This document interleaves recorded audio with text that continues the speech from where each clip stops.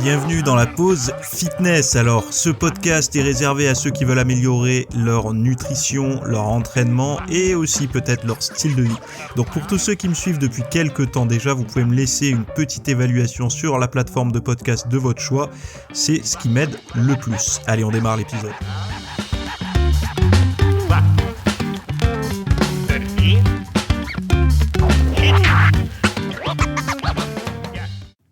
Salut à tous, j'espère que vous allez bien, la semaine démarre. Alors il y en a qui sont confinés. Je suis désolé pour vous, de toute façon je pense que ça va peut-être nous arriver à nous aussi, puisque tout le monde se barre de son département pour aller dans ceux qui ne sont pas confinés, donc je pense que ça va nous arriver aussi. Bon, courage à tous ceux qui sont de nouveau verrouillés, c'est compliqué. Mais bon, on commence à être un petit peu armé pour ça.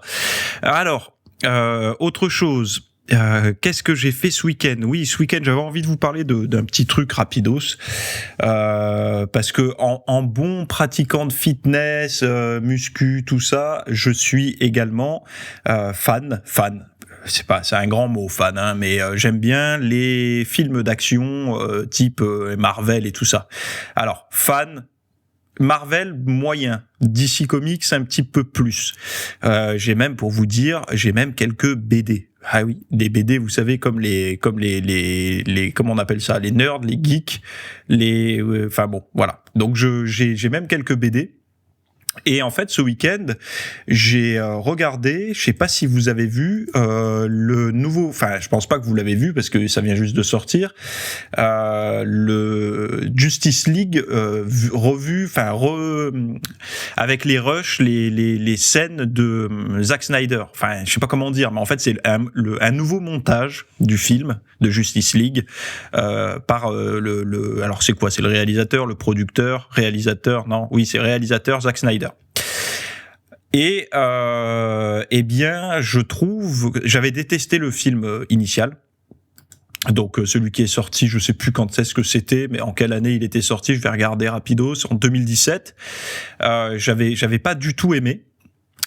Et par contre, celui-là, j'avoue qu'il est pas mal. Alors il dure 4 heures. Hein. Donc 4 heures, ça commence à faire un peu long. Je crois c'est sur HBO Max qu'il est dispo en je sais plus comment on appelle ça, en SVOD. Et donc du coup, pourquoi je vous parle de ça ? Parce que je trouvais ça intéressant de vous en parler, parce que vu que le film dure 4 heures et que je l'ai trouvé pas trop mal, eh ben en temps de couvre-feu et de confinement, ça aide à faire passer le temps un peu plus rapidement. Alors, moi perso, je l'ai pas regardé d'une traite parce que 4 heures, j'ai jamais regardé Le Seigneur des Anneaux, tous ces trucs-là. Moi, 4 heures devant la télé, au bout d'un moment, je sais plus dans quelle position me mettre. Donc je l'ai regardé un petit peu vendredi soir et je l'ai terminé en faisant mon cardio le lendemain matin. C'est pas mal. Alors par contre, faut être, c'est beau. Il y a beaucoup moins de scènes d'action. Enfin, je sais pas comment expliquer, mais il est beaucoup plus lent en fait. Mais on voit beaucoup plus l'histoire de chaque personnage dedans. Et je le trouve bien. Voilà. Après, est-ce que ça va être un film dont on va se souvenir longtemps ? Je sais pas, mais si vous avez détesté Justice League, donnez la chance à celui-là. Donc c'est Zack Snyder, Justice League, ça s'appelle. Donc voilà, c'est sorti, je sais pas quand est-ce que c'est, 18 mars. Moi, je crois que je l'ai vu dès que j'ai eu la notification, je me suis dit tiens, je le regardais. D'ailleurs, j'attends avec impatience le prochain Batman avec le gars de Twilight là, Robert Pattinson, acteur que je n'aimais pas trop, mais depuis Tenet le film, j'ai pas trop aimé d'ailleurs, mais je trouve que l'acteur joue bien dedans, Robert Pattinson. Donc je suis quand même assez curieux de voir, je vais donner sa chance parce que Ben Affleck, j'avais pas forcément aimé, voilà. Et j'avais d'ailleurs fait un podcast en parlant du nouveau Batman. Donc de Robert Pattinson qui refusait de s'entraîner et tout ça, contrairement à comment il s'appelait, Christian Bale, qui petite histoire d'ailleurs. Là, je pars en vrille pour le début du podcast, mais c'est pas grave, on le fait quand même. Christian Bale quand il a été choisi par Christopher Nolan pour faire le Batman Begins, donc le premier. En fait, ceux qui aiment vraiment Batman, certainement leur film préféré, c'est au moins les 2 premiers de Christopher Nolan, pas le 3e. Donc Begin et Dark Knight. Et en fait, quand ils sont allés chercher Christian Bale, Christopher Nolan, déjà la Warner Bros voulait pas ils ont dit attends, tu veux pas prendre plutôt Ashton Kutcher, il est bankable en ce moment et tout, il a dit ça va pas ou quoi, on va prendre ce gars-là, on va prendre Christian Bale. Et en fait Christian Bale sortait du film The Machinist, je crois, où il était squelettique. Enfin, je veux dire, il était maigre, mais il y a même des rumeurs qui disaient qu'il mangeait une pomme et une boîte de thon par jour. Enfin bon, le mec, il était squelettique. Il lui a dit, là, par contre, il faut que tu foutes le costume de Batman, donc il va falloir que tu te remplumes un petit peu. Pas de problème, il s'est mis à manger un repas toutes les 2 heures, à s'entraîner comme un acharné, sauf qu'il est arrivé pour premier jour de tournage, et Christopher Nolan, il a dit, mais qu'est-ce que t'as foutu, tu rentreras plus dans le costume, là, c'est pas possible, il pesait 100 kilos. Donc, en 15 jours, 3 semaines, il a réussi à retomber à 90 kilos. Et là, il avait le physique de Batman. Voilà, pour petite anecdote. Christian Bale sait faire une sèche et une prise de masse. Hein. Alors, il y en a qui vont dire, produit. Mais non, je pense pas. Quand tu vois son physique, il a rien de. Enfin, si lui il en prend, toute la planète en prend. Hein. Il faut pas. Il y a un moment donné, il faut être un petit peu les pieds sur terre et arrêter d'être dans la culture de la médiocratie, comme ils disent. Ou non. Là, ce qu'il a eu lui comme physique pour le rôle, les gars, je vous le dis. Vous pouvez y aller franchement, vous pouvez l'avoir son physique. Hein. Il y a pas de. Et puis même s'il en a pris, c'est pas. Enfin, je veux dire, c'est pas quelque chose d'inatteignable, etc. Bref, alors le deuxième film que je vous recommande, qui n'a rien à voir avec le fitness, hein, mais je sais pas pourquoi ce matin j'ai envie de parler de film. Il y a un deuxième film que ça faisait longtemps que j'avais envie de le voir, et franchement j'ai vraiment pris mon pied à le regarder. Je l'ai regardé samedi soir. Ça s'appelle Kiss Kiss Bang Bang. C'est avec Val Kilmer et Robert Downey Jr. Et ce film m'a vraiment fait rire. Alors c'est un peu space. Mais surtout le début, on a du mal à se dire où est-ce qu'ils veulent nous amener. Et franchement, je me suis bien amusé. Un bon petit film d'auteur. Enfin, je crois que c'est un film d'auteur voilà. Après, je suis pas du tout expert en cinéma ni rien. Ceux qui sont experts pourront me reprendre, mais c'est un très bon film. Il est disponible sur, je sais pas s'il est disponible sur Prime ou je sais plus sur quoi je l'ai vu, mais il est disponible. Voilà, si vous cherchez un petit peu, vous le trouverez. Bon, on passe dans le dur, on va parler un petit peu de fitness et tout ça. Ça y est, ça démarre. Donc la première chose, c'est que ce week-end, j'ai sorti une formation qui s'appelle Kettlebell, un mouvement pour sécher et galber son physique. Pourquoi j'ai fait cette formation ? Parce que ça fait ça fait plus d'1 an que je me suis intéressé au kettlebell. J'ai essayé de simplifier au maximum, d'essayer de trouver ce qui pouvait me convenir. Parce que vous savez, souvent on dit kettlebell, c'est une salle de muscu dans un seul équipement. C'est la magie, c'est les entraînements russes, c'est les trucs de la préparation physique, des forces spéciales, des machins, beaucoup de discours autour de tout ça. Moi, en fait, j'en ai rien à foutre. J'ai tout le matos pour m'entraîner, donc j'ai barre, haltères et tout à la maison. Enfin, tout. Non, j'ai pas des machines de muscu, mais j'ai suffisamment de matos pour bien m'entraîner. Je suis pas naïf. Un kettlebell ne remplacera pas tout ce que j'ai. Par contre, un mouvement particulier que je peux faire avec kettlebell est pas facile à faire avec le reste de mon équipement. Et moi, en bon expérimentateur, je me suis tué sur ce mouvement, à en faire beaucoup. Et franchement, j'ai eu des bons résultats, notamment fessier, ischio, bas du dos. Et j'ai fait une formation pour vous en parler, pour tout vous détailler sur ce truc-là. Alors, si vous avez envie, par exemple, de mettre vraiment un coup de collier sur la dépense calorique, allez voir. Franchement, ça vaut le coup. Si vous vous entraînez à la maison et que vous avez remarqué que depuis que vous êtes passé d'un entraînement en salle à un entraînement maison, vous avez le fessier moins galbé, vous arrivez moins à taper dans vos ischios et vous avez le bas du dos qui stocke un petit peu plus de graisse, allez voir cette formation et allez voir ce mouvement. Franchement, ça vaut le coup. Enfin, moi, je sais que depuis que je l'ai inclus, j'ai réussi à corriger ce problème. Alors, en 3 semaines, j'ai eu les premiers résultats, mais vraiment visibles. C'est-à-dire que, bon, après, j'ai un background de muscu, mais 3 semaines, ça m'a suffi réellement pour rattraper ce que l'entraînement à la maison m'avait, je vais pas dire détérioré, mais m'empêchait un peu de travailler. Donc c'est toujours comme ça qu'on progresse en testant et tout. Enfin, en tout cas, moi j'ai trouvé mon pied avec ce truc-là, à la fois sur la dépense calorique et à la fois sur justement ces zones musculaires que j'avais un petit peu du mal à cibler à la maison, ou en tout cas pas de cette façon-là. Donc vous avez un lien dans les notes de l'émission. Voilà. Donc si vous êtes sur YouTube, c'est dans la description. Il y a un petit onglet, enfin un petit lien pour aller voir les notes et les références. Et donc, voilà. Donc, on passe au premier sujet du podcast. Le premier sujet, c'est quoi ? C'est ces nouvelles maladies que votre médecin pourra vous prescrire. Enfin, en fait, les maladies pour lesquelles votre médecin pourra vous prescrire du sport. Alors, petite dédicace à un médecin qui est abonné à mon contenu. Je te fais un petit salut puisqu'on en a parlé récemment dans nos échanges de mails. Et je pense pas que ce soit une coïncidence, c'est d'actualité puisque le sujet, quand j'ai préparé mes sujets ce matin, j'ai vu qu'on en parlait.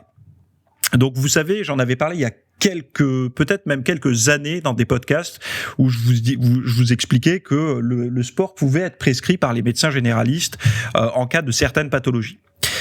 Mais aujourd'hui, en fait, l'éventail s'élargit. C'est-à-dire que avant, c'était plus pour le diabète, je crois, pour Non, oui, il y avait d'autres. Il y avait des pathologies précises. Qui pouvaient bénéficier d'une prescription de sport par votre médecin. Et ben en fait, aujourd'hui, là, je vous cite la proposition de la députée LREM Maude Petit, adoptée par l'Assemblée nationale mercredi 17 mars, va permettre aux personnes atteintes d'hypertension, de diabète, d'obésité ou encore de problèmes de santé mentale de pouvoir se faire prescrire du sport. Cet amendement va aussi permettre aux spécialistes, et non plus seulement aux médecins généralistes, de réaliser ce genre de prescription. Alors, qui sont les spécialistes ? Qu'est-ce qu'un spécialiste ? J'aimerais bien savoir, un spécialiste dans quel domaine ? Parce que, est-ce que moi je suis spécialiste ?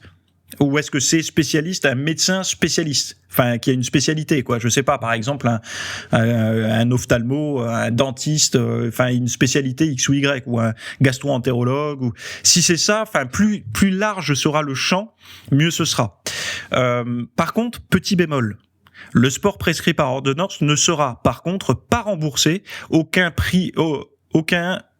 prise en charge par les mutuelles n'est pour l'instant prévue. C'est bizarre quand même parce que dans les articles que je récupère, il y a des fautes alors que c'est censé être des articles de grands médias. Parce que là, c'est aucun prix en charge. Donc c'est aucune prise en charge, on est d'accord. Bon, bref. Je vais pas leur enfin voilà, je fais plein de fautes moi aussi, mais moi j'ai pas une équipe de relecteurs et tout. Logiquement, ce genre de médias doit en avoir. Mais bon, bref. Alors qu'est-ce que j'en pense de ça ? Moi je trouve que c'est bien, mais il y a toujours un mais en fait. Quand je vous récupère des articles, c'est que j'ai un mais à dire. Je trouve ça excellent. C'est-à-dire que c'est un pas vers la compréhension par les spécialistes de la santé de commencer à recommander. Alors, ça a été depuis toujours. Moi, j'ai toujours entendu le médecin. J'ai jamais entendu un médecin dire ne fais pas de sport et mange mal. Donc, les médecins ont toujours un discours mangez équilibré, faites du sport. Je pense qu'ils savent tous aujourd'hui en 2021. Il n'y a pas de. Enfin bon. Mais et parce qu'il y a un mais, faut pas oublier qu'on est en France. En France, quasiment tous les soins de santé qui sont reconnus, en tout cas qui sont bien ancrés dans la littérature scientifique et tout ça, qui fonctionnent, on va dire, sont quasiment tous remboursés ou en partie. C'est-à-dire que même aujourd'hui, si vous allez faire une séance de chiropracteur avec un chiropracteur ou un ostéopathe, si vous avez une bonne mutuelle, il y a de fortes chances qu'elle vous prenne en charge 1, 2 ou 3 séances par an. Donc on a quand même une bonne prise en charge de ce côté-là. Après, si vous avez des problèmes de santé plus sérieux, il y a les traitements et tout, on a beaucoup de remboursements. Je ne sais pas si vous avez remarqué, mais en fait, moi, j'ai un problème avec cette politique de remboursement. On va en parler un petit peu après. Je trouve ça génial qu'on soit tous remboursés pour les soins de santé ou en partie, qu'il y ait une prise en charge. C'est très bien, je veux dire, voilà, la médecine coûte cher, faut dire ce qui est. Enfin, si on devait payer une nuit d'hospitalisation, etc., vous allez vous rendre compte que c'est comme si vous alliez dans un grand hôtel avec votre chérie, spa compris, etc. Donc c'est très cher et heureusement qu'on a des prises en charge qui ne sont pas forcément gratuites parce que la Sécu on la paye et vos mutuelles vous les payez donc c'est pas un cadeau qu'on vous fait. La sécurité sociale existe mais c'est en fait tout simplement une forme de discipliner des personnes qui ne seraient pas capables de se discipliner pour mettre de côté pour justement se payer des frais de santé. Donc la sécurité sociale et les mutuelles sont là, nous sont imposées pour que justement il y ait moins de problèmes de personnes qui puissent, qui seraient à la rue et malades.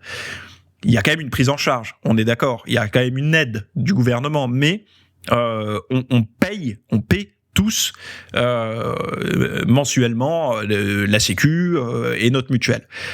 Bon, c'est pas le sujet. Moi, ce que j'ai remarqué, c'est que dans cette politique où on croit, beaucoup de personnes pensent que, vu que c'est remboursé, c'est gratuit. Non, comme je viens de dire, c'est pas gratuit puisqu'on le paye. Je sais pas si vous vous êtes rendu compte d'une chose, mais moi, par exemple, ça m'arrive d'aller à la pharmacie. Et par exemple, je vais acheter des probiotiques. Vous savez, quand vous avez un petit rhume ou que vous avez, je sais pas, des mal au ventre ou autre, vous pouvez prendre des probiotiques parce que ça agit sur le système immunitaire ou quoi. Bon, moi, ça m'arrive, le réflexe, quand j'ai ça, ça m'arrive rarement, je vous le dis honnêtement, mais quand ça m'arrive, petite cure de probiotiques, classique, quoi, pour essayer de repeupler un petit peu les bactéries au niveau de la sphère digestive, après une infection X ou Y. Notamment, alors moi, ça fait très longtemps que j'en ai pas pris, mais pour les personnes qui prennent des antibiotiques, c'est de plus en plus recommandé, et même par les médecins et tout, de prendre en parallèle un probiotique, et pas après. Mieux vaut le prendre pendant, c'est quand même mieux. Et pendant et après, quoi. Et pourquoi j'en viens là ? Parce que moi, le pharmacien ou la pharmacienne me dit, par contre, c'est pas remboursé. Non, mais en fait, je m'en fous que ça soit remboursé ou comme si parce que c'est pas remboursé, je vais pas me soigner. Mais et c'est là où en fait où on tombe dans le truc où c'est un petit peu, je sais pas comment expliquer, mais vu qu'on est habitué à ce que ce soit remboursé, dès que c'est payant, on veut pas. Mais c'est-à-dire que en fait, la santé n'a pas, la santé vaut rien pour beaucoup de personnes. C'est-à-dire qu'on n'est même pas capable de mettre 2-3 euros pour un probiotique, quoi. Et c'est là où j'en viens à cet article-là dont on parle. Le sport prescrit par ordonnance ne sera par contre pas remboursé. Aucune prise en charge par les mutuelles n'est pour l'instant prévue. Qu'est-ce qui va se passer dans la tête du Français qui a l'habitude de se faire tout rembourser et qui moi, j'entends autour de moi, ouais, mais par contre, j'ai acheté celui-là, mais il n'est pas remboursé, ou alors il est remboursé qu'à temps. Eh bien, qu'est-ce qui se passe ? Cet amendement, il est bien, là, cette proposition, c'est bien, mais à partir du moment où on va vous recommander un truc, donc vous prescrire par ordonnance, donc c'est-à-dire que votre médecin va vous mettre sur ordonnance de l'activité physique. Donc faites de la musculation, admettons. Ouais, vous avez votre ordonnance. Vous allez aller dans la salle de muscu à côté de chez vous pour vous entraîner, pour vous inscrire. Qu'est-ce qu'il va faire le patron de la salle ou celui qui est à l'accueil ? Votre ordonnance, en fait, il n'a pas besoin de l'avoir ça ne sert à rien pour lui. C'est-à-dire qu'il a pas à vous rembourser. Donc en fait, l'ordonnance, déjà gardez-la pour vous, parce que si vous avez un problème de santé mentale, admettons, je sais pas moi, dépression, anxiété sévère ou autre, vous avez peut-être pas envie que le patron le sache. Mais c'est surtout que il y a pas de, il y a aucune prise en charge. Donc je comprends pas bien où ça veut aller, ce truc-là. Parce qu'une ordonnance, en fait, pourquoi ? Une ordonnance vous donne accès à quelque chose que vous ne pouvez pas acheter sans un avis médical. Exemple, des médicaments, des choses comme ça. Bon, le sport, on peut tous y accéder. Vous êtes d'accord, on peut tous aller à la salle de sport. Donc, pourquoi cet article m'a semblé intéressant ? C'est qu'en fait, il corrige que la moitié du problème. La moitié du problème, c'est que oui, les médecins, aujourd'hui, s'ils peuvent dire, bon là, il faut vraiment faire du sport, je vous l'ordonne sur une ordonnance. Mais il faudrait peut-être que des mutuelles soient plus, et un éventail plus large d'activités prises en charge. Et je dis pas qu'elles doivent rembourser tout, mais elles peuvent au moins rembourser une partie de l'abonnement. Donc au lieu d'avoir un abonnement à 19 ou 30 euros par mois, eh ben ça leur revient à 15 ou 12 euros par mois. Un petit truc, un petit geste. Ça serait bien. Un petit truc pour que les personnes parce que forcément ces personnes-là, elles vont pas s'y mettre par passion, elles vont s'y mettre par devoir pour leur santé. Donc il faut que tout le monde se mette un petit peu, voilà. Alors encore une fois, je vais pas passer trop de temps, mais on a tous une forme de responsabilité face à notre état de santé. Faut arrêter d'accuser les autres enfin, je veux dire, si on est dans la situation dans laquelle on se trouve, il faut arrêter d'accuser les autres, quoi. À un moment donné, il y a quand même ce côté où moi je préfère être responsable, enfin me sentir responsable de mon état plutôt que d'accuser quelqu'un d'autre, enfin parce que c'est pas l'autre qui va m'apporter une solution. Donc pour moi c'est une avancée. Mais ça prend du temps pour que ça soit bien ancré. Et je pense que si on remasterisait un petit peu la politique de remboursement, il y a peut-être des choses qui mériteraient d'être moins remboursées et des choses qui mériteraient de l'être plus. Et peut-être d'encourager un style de vie un petit peu plus sain, ça mériterait dans un premier temps de le récompenser par un remboursement partiel. Vous savez, il y a une étude qui a été faite sur des singes. Et en fait, les singes devaient ranger, je sais plus trop quoi, enfin faire une tâche qui était dérangeante. Je sais plus, c'était une tâche où ils devaient ranger quelque chose, je crois. Et pour les récompenser, on leur donnait une cacahuète. Et ben, au bout d'un certain temps, ils faisaient automatiquement, c'était devenu une habitude, sans cacahuètes. Donc ils faisaient une tâche qui était pour eux au début compliquée, sauf que ça devenait automatique, et ils avaient plus besoin de récompense. Donc peut-être qu'on peut appliquer la même chose aux êtres humains qui ne sont pas disciplinés de ce côté-là, alors qu'ils devraient par rapport à leur état de santé. Au début, on leur donne une récompense, et puis au bout des 3 premières années, je compte large, au bout de 3 ans, quand ils sont habitués, on lève le remboursement. C'est bon. Maintenant, ils sont habitués et ils pourront peut-être plus s'en passer parce qu'ils auront des bons résultats, ils seront en bonne santé physique, etc. Bref, je m'attarde pas plus. Je pourrais en parler des heures. Je trouve ça, c'est toujours... voilà. C'est très bien, mais il faut aller au bout, il faut aller encore plus loin, il faut creuser, il faut avoir d'autres idées, il faut prendre au sérieux ce sujet quand même de la santé, de tous ces maladies de santé modernes qui sont beaucoup liées à notre putain de mode de vie de merde. Il faut prendre plus au sérieux que des débats de chiottes qu'on peut avoir en ce moment sur savoir. Je vais pas me lancer là-dedans, mais bon, bref. Deuxième article, manger moins de glucides conduit à brûler plus de calories. Je bois un petit coup d'eau. Alors, les résultats de l'étude, encore une fois, vous avez les liens dans les notes. Les effets sur le métabolisme de base de l'alimentation pauvre en glucides dans les essais courts et long terme étaient de moins 14,5 calories par jour et de moins 50 kilocalories par jour, respectivement. Les chercheurs expliquent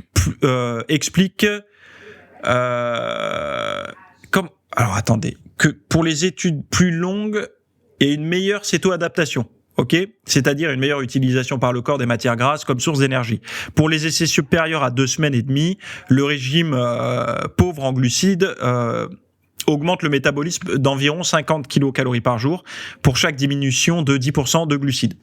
Donc en gros, quand on baisse les glucides, le métabolisme peut augmenter, mais il y a un truc assez simple à comprendre.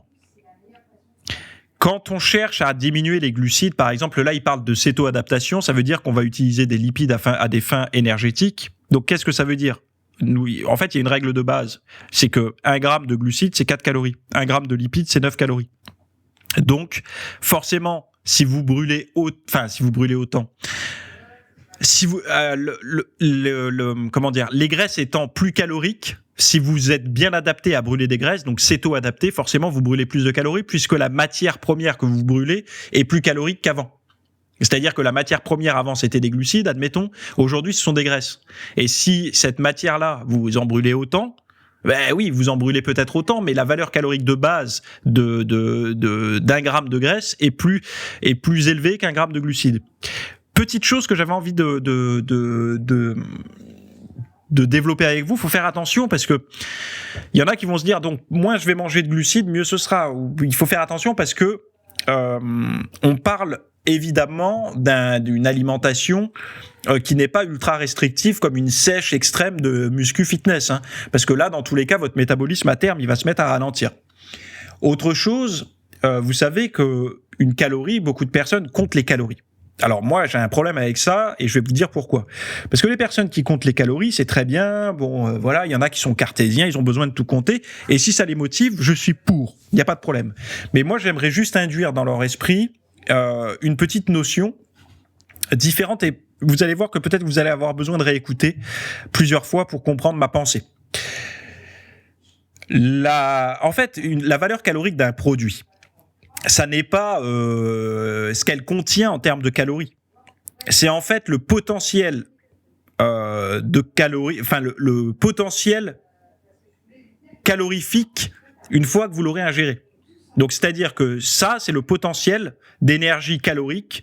Donc par exemple un morceau de saumon, c'est le potentiel. Donc c'est la quantité de réchauffement que vous allez devoir produire pour arriver à la valeur calorique de votre morceau de saumon.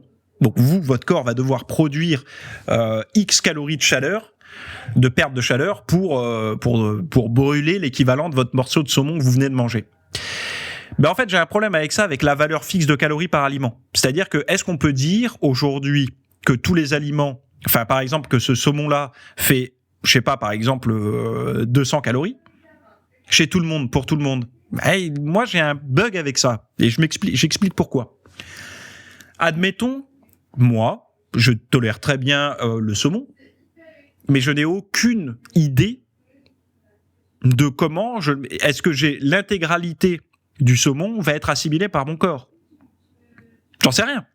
Admettons une personne qui aurait un transit intestinal extrêmement rapide, voire peut-être même une petite pathologie. Donc, je sais pas, par exemple, maladie de Crohn ou quoi. Lui, quand il mange un plat de pâtes, est-ce que son plat de pâtes fait 400 calories comme celui qui a une bonne, qui a une bonne santé intestinale et qui assimile bien? Est-ce que le plat de pâtes a la même valeur calorique pour quelqu'un qui a un métabolisme ultra lent et quelqu'un qui a un métabolisme ultra rapide? Quand je dis un métabolisme, je vais pas dire métabolisme, c'est faux. Une digestion.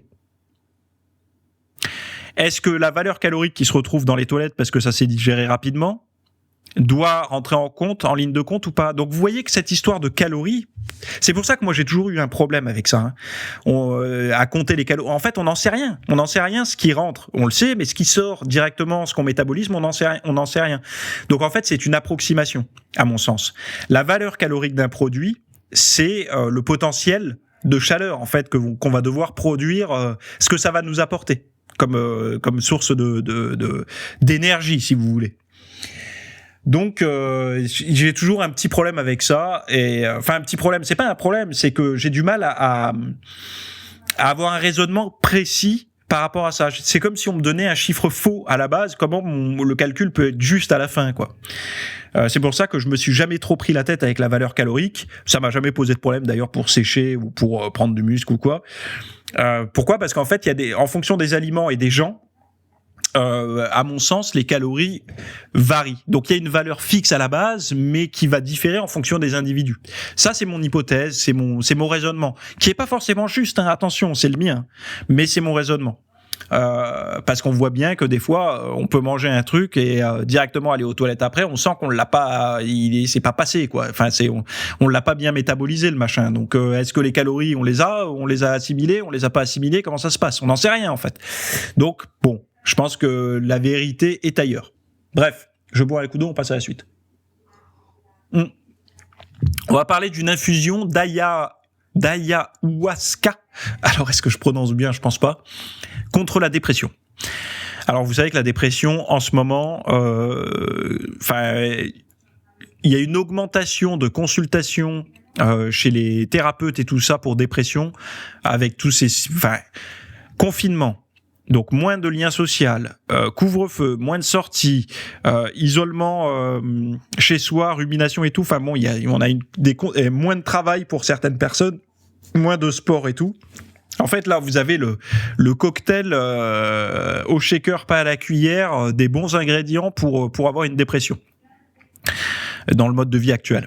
Donc, eux, ils parlent d'une infusion d'ayahuasca. ayahuasca, je sais pas comment je pourrais prononcer ça autrement, contre la dépression. Elle fait baisser le taux de protéines C-réactives, dont le niveau est anormalement élevé chez les patients qui ont un état dépressif majeur. Un tiers de ces personnes-là ne répond pas au traitement à base d'antidépresseurs. Et c'est là où justement cette tisane se montrerait efficace, comme l'a montré une étude de l'université de Rio au Brésil. Alors c'est une étude pilote effectuée sur 28 patients atteints de dépression majeure qui sont résistants aux traitements habituels, donc aux antidépresseurs et tout. Les sujets ont bu une infusion, donc cette infusion, puis se sont reposés dans une pièce calme en écoutant des musiques relaxantes. Ils ont fait des analyses sanguines et ça a révélé une chute très nette de la molécule pro-inflammatoire appelée protéine C-réactive, dont les niveaux sont anormalement élevés chez les patients avec un état dépressif majeur. Également, les symptômes dépressifs ont fortement reculé dans les 48 heures qui ont suivi. Et beaucoup plus vite que chez les personnes traitées avec antidépresseurs. Donc en fait, là, vous êtes typiquement dans le cas de ces fameuses plantes, vous savez, dites hallucinogènes. Donc c'est utilisé un petit peu par les chamans et tout ça. Moi, je pense qu'encore une fois, c'est dans ce genre de choses qu'on va avoir des réponses pour les sujets résistants.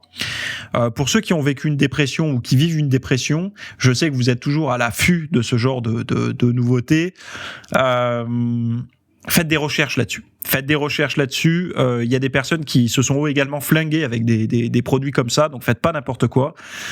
Moi, je suis pas médecin, je suis pas psychiatre ni rien, ni même chaman. Donc renseignez-vous, il y a des études sur le sujet, allez voir des spécialistes où c'est encadré et tout, mais bon, voilà, il y a quand même des solutions autres que les... Parce que pour une personne qui est en dépression, qui prend des antidépresseurs et qui, enfin, ça n'arrange rien, et qui, enfin voilà, qui suit des ça peut être au bout d'un moment aussi compliqué qu'une personne qui pourrait tenter de tester ce genre de choses. Donc, à partir du moment où vous êtes bien encadré, parlez-en, testez, mais soyez toujours vigilant, prudent sur ces plantes-là, parce que, enfin voilà, il faut être encadré, ça se commande pas sur Amazon comme ça en un clin d'œil. Hein. Faites attention. D'ailleurs, souvent, vous verrez que ce genre de choses, et on en parle beaucoup dans des pays où il n'y a pas de politique de remboursement et tout, parce que justement, acheter des antidépresseurs, par exemple, aux États-Unis, ça coûte pas le même prix qu'en France, quoi. Bon. Voilà, j'avais envie d'en parler parce que c'est quand même d'actualité, la santé mentale liée au Covid, enfin pas liée au Covid, liée au, comment on appelle ça, aux effets collatéraux du Covid, de la Covid, on dit même. Est-ce que vous avez déjà entendu parler de l'alcoolorexie ? Alors l'alcoolorexie, c'est manger moins pour boire plus. Bon. L'alcoolorexie, manger moins pour boire plus, un petit exemple, alors là c'est dans Cerveau et Psycho, je suis abonné au magazine, moi j'aime bien ce magazine-là, et d'ailleurs même au site web. Bérénice est jolie, aime sortir et boire de l'alcool, mais en même temps elle veut rester mince, alors elle mange de moins en moins, et sans le savoir bascule dans une maladie tentaculaire, l'alcoolorexie. Alors l'alcoolorexie c'est quoi ? C'est quand on a envie de garder la ligne, mais qu'on a envie de faire la fête et de picoler. On sait que l'alcool, je crois que l'éthanol, c'est 7 kilocalories pour 1 gramme. Donc du coup, boire apporte des calories, donc potentiellement du surpoids. Donc, ceux qui tombent dans l'alcoolorexie vont, quand ils picolent, manger moins pour compenser l'écart. Donc, on est dans un trouble qui va rejoindre la boulimie, l'anorexie, l'hyperphagie, l'alcoolorexie, on a ça maintenant. Bon, on va avoir une pathologie pour tout aujourd'hui, mais tout ça, ce sont des process en fait de compensation. Je trouve que moi je l'ai déjà vu. Alors moi j'ai jamais été ni alcoolique ni alcoolorexique ou quoi que ce soit, mais je l'ai déjà vu autour de moi que l'alcool aussi a tendance à couper la faim. Souvent, des personnes en soirée disent waouh, j'ai la tête qui tourne, j'ai bu pas mal et surtout j'ai rien mangé. Bon, on n'oublie pas de manger par hasard. Hein, quand on a faim, on mange. Voilà, moi je sais qu'à 22h, si j'ai pas pris mon repas, je peux vous garantir que, je l'oublie pas. J'ai faim, j'ai la dalle, j'ai envie de manger. Quoi, je sens qu'il me manque un truc. Je vais pas dire que je suis en hypoglycémie à m'effondrer, mais j'ai envie de manger. Donc l'alcool apporte quand même c'est un effet trompeur au niveau de l'apport calorique et tout ça, ce qui coupe un peu la faim. Bref, et c'est temporaire puisque le lendemain d'ailleurs on va avoir tendance à plus manger. J'en avais parlé, je sais plus où, mais j'en ai parlé récemment.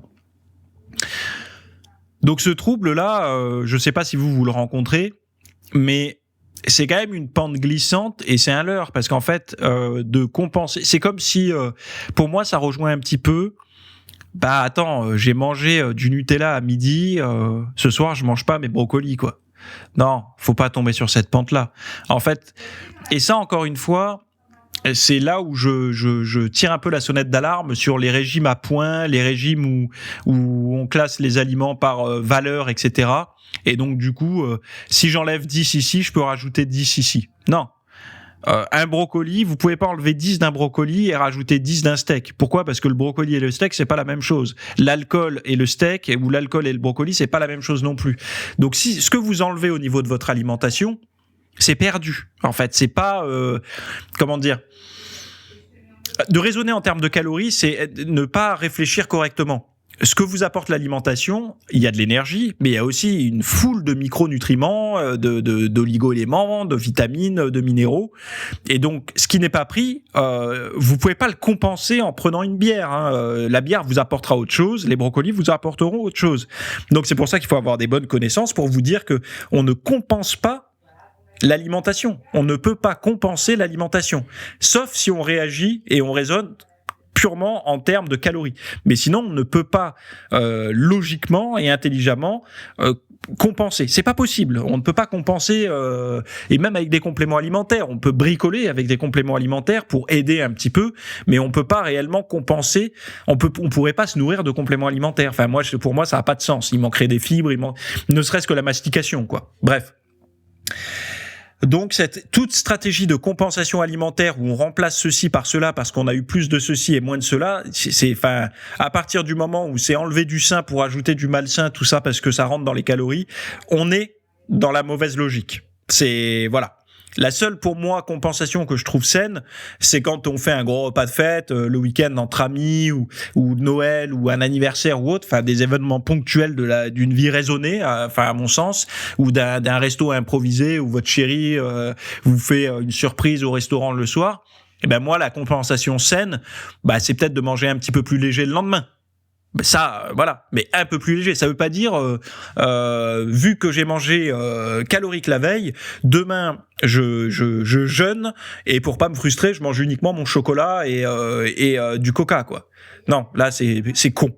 C'est juste de regarder ce qui est le plus énergétique dans son alimentation du lendemain et d'essayer de calmer un peu. Bon, je vais pas abuser sur les matières grasses et je vais pas abuser sur si la veille j'ai mangé une côte de bœuf d'1,2 kg, le lendemain peut-être que je vais y aller mollo sur la viande, quoi. Je vais peut-être essayer de me tourner peut-être plus sur des protéines végétales ou d'essayer d'avoir un raisonnement en fait cohérent et logique. Ça me semble normal et pour moi la compensation saine c'est ça. Et après il y a la compensation malsaine où tout apport excessif est compensé trop extrême et là on tombe dans la boulimie parce que la boulimie c'est beaucoup manger suivi de compensation, qui n'est pas que vomir ou se prendre des laxatifs, c'est aussi excès de sport ou jeûne, qui diffère de l'hyperphagie, qui est pareil que la boulimie, mais sans process de compensation derrière. Bref, j'ai une question d'un auditeur et attendez, je bois un coup et je vous la lis. Alors, qu'est-ce que me dit cet auditeur ? Cet auditeur me pose la question suivante. Salut Théo, quels sont tes conseils pour écouter notre satiété lorsque nous mangeons ? Parfois, j'ai l'impression de trop manger, même si ça reste des aliments peu caloriques. Eh bien, je n'arrive pas à m'arrêter. Merci à toi. Bon, avant déjà, je vais te répondre simplement.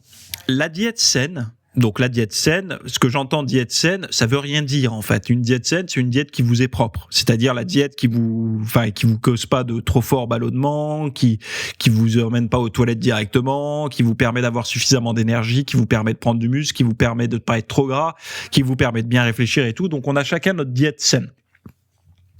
Il y a des grandes lignes quand même. Personne n'a une diète saine à base de coca, de Magnum et de shit ou je sais pas quoi. Enfin bon, bref. Ce dont tu me parles, la satiété lorsque nous mangeons. En fait, quand on mange sainement, je vais te donner une petite astuce. Il faut savoir un peu cuisiner pour ce que tu manges soit suffisamment plaisant pour que tu ailles à la fin de ton assiette, mais pas trop pour que tu aies envie de te resservir. Je m'explique. Tu as déjà remarqué que quand tu es invité... Non, je vais prendre un autre exemple. Tu as déjà remarqué que... oui, l'exemple de l'invitation est bien. Quand tu es invité chez des gens et que c'est un plat, donc un repas où il y a divers plats. Par exemple, tu vois, tu as un peu de pommes de terre, un peu de légumes, un peu de viande. Et puis à l'apéro, tu as divers choix de choses, des petits feuilletés, des machins, un peu de charcuterie et tout. Tu verras qu'en fait, tu manges beaucoup plus parce que il y a la curiosité de tout goûter. Un petit peu pareil que si tu vas dans les restos chinois à volonté, chinois, asiatiques ou ce que tu veux, tu manges plus parce que il y a du choix devant toi et tu as envie de tout goûter. Et ben en fait, ça c'est l'extrême de notre cerveau, il a envie un petit peu de tout tester. Donc il faut comprendre ça et se dire que quand on va manger, il y a un moment donné où on n'a plus faim, mais la curiosité ou le trop fort attrait gustatif, le trop fort désir va nous faire nous resservir, alors qu'on a réellement plus faim. À l'inverse, vous avez déjà dû remarquer que quand c'est quelque chose que vous n'aimez pas du tout, vous pouvez avoir faim, vous n'allez même pas aller au bout de votre assiette, vous allez être écœuré. Donc il faut trouver l'équilibre entre ces deux choses-là. Si tu veux réussir à écouter ta satiété, il faut que tu manges quelque chose qui te plaise, parce que c'est le but, c'est pas non plus de manger des trucs dégueulasses que tu n'aimes pas, donc te forcer à manger des aliments que t'aimes pas, te forcer à manger par contre des aliments sains, oui, mais que tu n'aimes pas, non, donc de commencer par des aliments et que tu aimes et que tu sais qu'ils sont sains. Et mais pas non plus de faire quelque chose de tous les jours, quelque chose que tu adores, parce que sinon tu vas être trop tenté de te resservir et donc du coup la première assiette, ok, là ta satiété est là, la deuxième c'est de la gourmandise. Donc la satiété peut se manifester également quand tu arrives à table et que tu prends ton temps. Donc déjà de ne pas manger en 5 minutes, mais de plutôt manger en 10, 15, 20 minutes. Donc pour ça, je te recommande alors pas les stratégies ou de poser la fourchette à chaque fois parce que personne le fait, mais déjà d'éviter d'être stimulé au niveau de la vision, donc de ne pas regarder la télé. Si chez toi ça te préoccupe trop ou ton smartphone, mets-toi un podcast par exemple, comme ça tu peux regarder un petit peu ailleurs, ou alors de discuter avec un ami ou ton collègue de travail ou autre. Mais d'éviter d'être stimulé par un truc, tu sais, qui te prend, qui te booste ta dopamine et tout, ou, tu sais, ou de slider sur Facebook, ça y a rien de pire parce qu'en fait, tu te rends même pas compte que tu manges. J'avais autre chose à te dire par rapport à ça, mais souvent, les personnes qui ont du mal à se restreindre et qui se resservent alors qu'ils n'ont pas faim, c'est souvent des personnes qui tardent trop à manger. C'est-à-dire qu'ils vont attendre vraiment la limite où ils ont vraiment trop la dalle pour manger. Donc ça, pour ça, discipline-toi à manger, par exemple, le midi, mange à midi. Moi, je me rappelle, quand j'étais encore salarié, ça avait un peu la cote de manger à 13h ou 14h. Tu sais, c'était les gens qui bossaient, là, sérieux, ils étaient pris, donc eux, ils ne pouvaient pas manger avant 13 ou 14h. Mais c'est con, en fait, de faire ça. Et c'est pas intelligent du tout, parce que du coup, t'arrives à 13, 14h, t'as hyper faim, t'es complètement en hypoglycémie, donc ton taux de glucose, il est bas. Et donc, du coup, quand tu vas te retrouver à la cafette, au self, tu vas taper dans les trucs qui sont pas bons pour ton tour de taille et pour toi. Donc, tu vas avoir un coup de barre monumental après, et tu serviras plus à rien. Donc tu vas prendre des mauvaises décisions et ta société elle va s'effondrer, enfin en tout cas ça sera de la merde quoi. Et donc du coup ceux qui sont les plus intelligents c'est ceux qui mangent avant d'avoir trop faim. Donc du coup ceux qui vont aller à la cafette ou quoi, ou qui vont choisir de prendre leur pause à 11h30 du matin, à midi. Eux, c'est bien parce qu'ils arrivent pas avec une faim déraisonnable, ils arrivent avec une faim raisonnable. Et donc, du coup, ils sont encore capables de prendre des bonnes décisions s'ils vont au self ou de s'arrêter de manger quand ils ont réellement plus faim. Donc voilà les petites astuces que je peux te donner à mettre en place dès aujourd'hui. Sache que si toi tu prends ta pause en premier, et souvent vous regarderez dans les grandes entreprises, ceux qui mangent en premier, c'est les cols bleus, même si aujourd'hui on n'a plus le droit de le dire, et les cols blancs mangent après. Et si vous êtes col bleu, vous avez la bonne stratégie. C'est-à-dire que c'est vous les plus intelligents en fait, parce que vous mangez avant, et donc du coup, non seulement les cols bleus ont plus d'activité physique souvent, mais en plus, vu qu'ils mangent plus tôt, eh ben ils auront pas de problème de se resservir, d'arriver avec un manque de volonté dramatique au moment de manger. Donc la stratégie pour ça, c'est de laisser aux gens la liberté de prendre leur pause déjeuner quand ils le souhaitent, et surtout de ne pas rester de trop longues périodes sans manger. Pourquoi ? Parce que quand vous allez arriver au repas suivant, alors si vous n'avez pas le choix, si toi tu n'as pas le choix, tu me dis ouais mais Théo, moi t'es bien gentil, mais moi je peux pas manger quand je veux. Eh ben prépare ta gamelle à l'avance et mets la dose qu'il te faut. Donc prépare ta gamelle à l'avance avec la dose qu'il te faut et pas plus. Si tu as des problèmes de satiété, c'est que forcément tu as du choix, c'est-à-dire que tu as le choix de manger plus. Moi je me rappelle quand j'étais salarié, j'avais ma gamelle avec ma dose qu'il me fallait. Si je terminais le repas avec un peu la faim au ventre parce que j'avais mangé trop tard par rapport aux missions que j'avais, et ben c'était comme ça. Et sache une chose, c'est que souvent on a encore faim à la fin du repas parce qu'on a mangé vraiment trop vite. Donc hydrate-toi, bois beaucoup, prends un petit déca après, et en règle générale ça passe. Mais c'est pas un gros problème, la satiété, c'est souvent parce que soit ce que tu as mangé ne t'a pas plu assez, donc du coup il te manque la petite note tu vois de plaisir, donc tu accordes trop de plaisir à la nourriture, soit à l'inverse ta nourriture était trop plaisante et donc du coup tu n'arrives pas à te freiner et tu sais que c'est pas bon.